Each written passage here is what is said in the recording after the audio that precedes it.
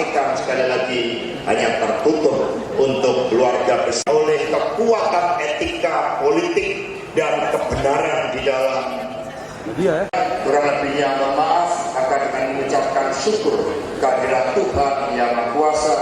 Dengan ini daerah PDI Perjuangan Tenggara Barat secara resmi saya nyatakan dibuka.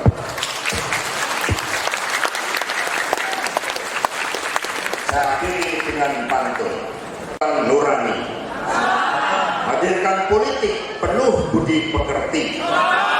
Siapa yang bohong penuh ambisi dan ingkar janji, terkena karma pala dari yang ilahi. Terima kasih.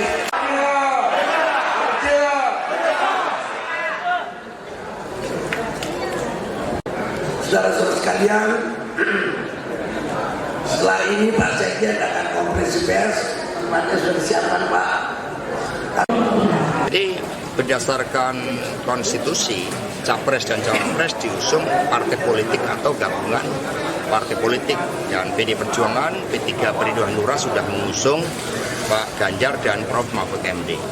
Berdasarkan undang-undang partai politik, seseorang tidak bisa diusung oleh partai politik yang berbeda, karena ini bisa menyebabkan gugurnya pencalonan seseorang ketika punya KTA ganda. Ini diatur dalam pilkada, sehingga di dalam pilpres pun maka capres dan cawapres tidak boleh memiliki KTA ganda.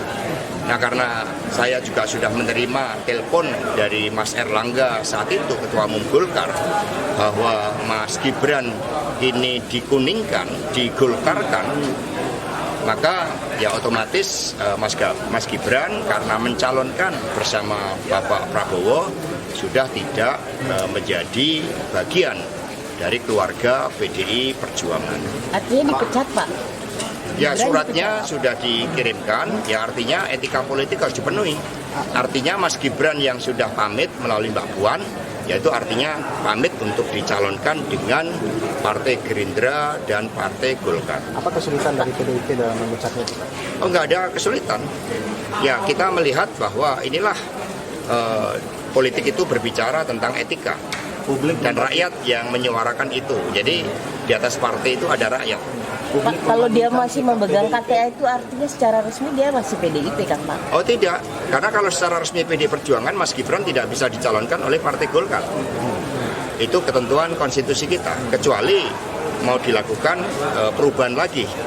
Kan kemarin sudah dilakukan perubahan untuk usia dan pengalaman, nah ini kecuali mau dirubah lagi. Publik membandingkan sikap PDIP terhadap Budiman dan Mas Gibran. Budiman dipecat tapi Gibran tidak, Pak. Ya, Mas Gibran kan pamit, Pak Budiman nggak pernah pamit saat itu. Ya, sehingga sudah jelas sifatnya pamit itu adalah suatu bentuk pengunduran diri.